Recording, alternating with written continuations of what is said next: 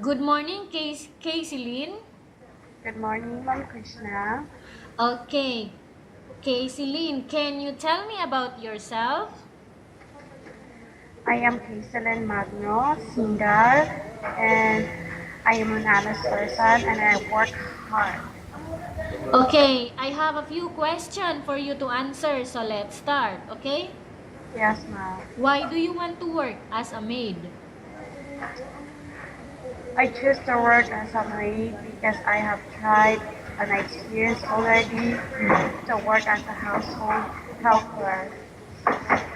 Why you choose Malaysia when there is a lot of other country? I chose Malaysia because it's nearby in the Philippines and it was my first time. How are you qualified for this job? I'm a hard worker. May I know what your educational level is?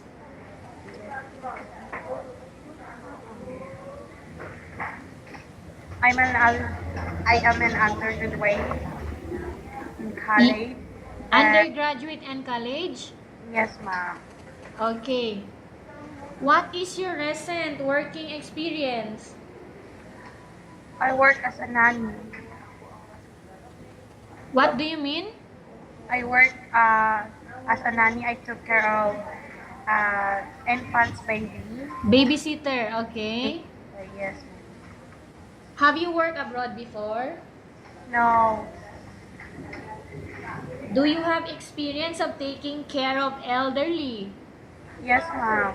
How old was the elderly? 87 years old. Do you have any other special skills? Yes, ma'am. I am good and Okay. Are you willing to learn new skills? yes, ma'am. Are you willing to work with a family where the mother-in-law or any relatives stay together? Yes, ma'am. Do you know how to cook? Yes, ma'am. Currently, are you still working now? Uh, Part-time job. Yes, ma'am. Okay. Do you know how to cook, right? Yes, ma'am. What sort of food can you cook?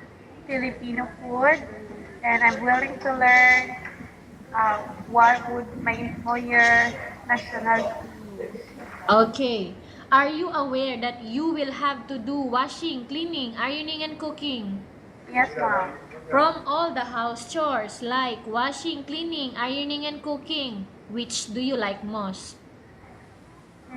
Cleaning and cooking. You are not allowed to use handphone during working hours. Yes, ma'am. I agree. You are only allowed to use handphone after you finish all the works and when going to bed. Yes, ma'am. You are strictly needed to surrender the handphone to your employer in the morning and your employer will return back to you once you're going to bed. Yes, ma'am. If ever your employer finds out that you're abusing of using your handphone and it's affected your work performance, your employer will confiscate your handphone and you are not allowed to hold it anymore. Instead, your employer will allow you to call to your family 3 times in a month. You only allowed to bring normal phone and you are not allowed to bring smartphone. Are you agreed for the terms and condition? Yes, ma'am. I agree. Are you agree to the rules and regulation for the handphone? Yes, ma'am. I agree. How many years is the contract as you agreed and understands? 3 years. Can you describe for me your ethics, your attitude? Uh, I am an honest and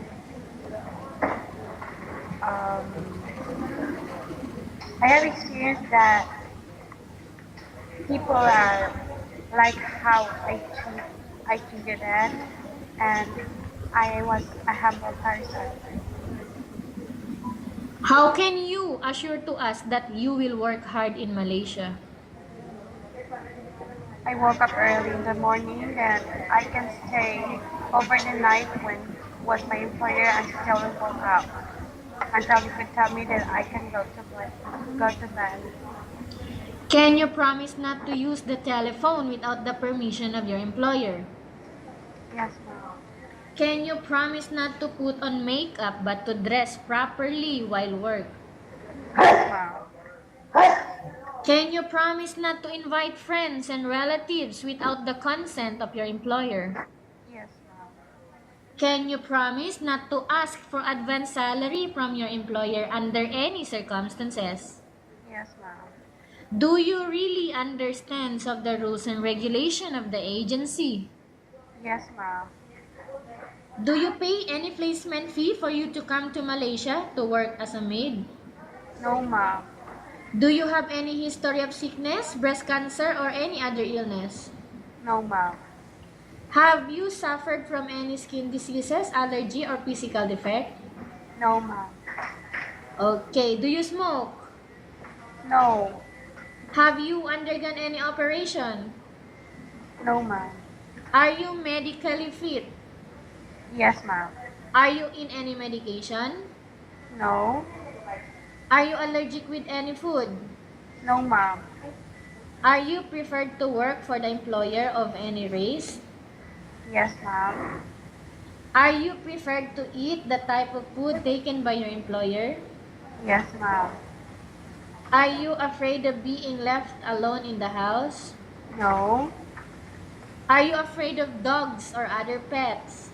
No. Can you promise to work according to instruction from your employer? Yes, ma'am. Do you have any immediate family working in Malaysia?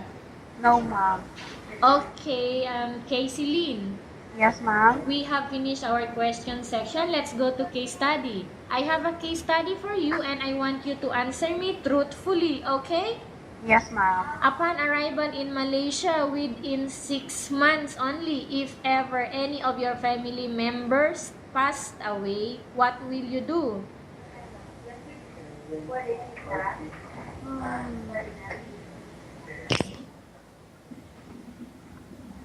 Maybe I could talk to my mom to ask the concert that cannot go home because I am at work. Can you make it louder?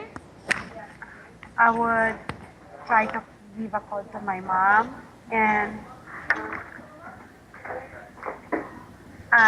try to explain to her that I was at work, that I cannot go home. Okay. So tell us about yourself and why do you want to work in Malaysia as domestic helper? I have lots of my neighborhood who work outside, and since I see them that their salary are enough to what we need, I explained to my mom that I want to work as a domestic helper for about 18 years in the Philippines. Okay. What do you want to tell to your employer who are watching your video right now? I am celine magno. I am single. I am preferred to work as a domestic helper or a household maid. And I am a hardworking and honest person.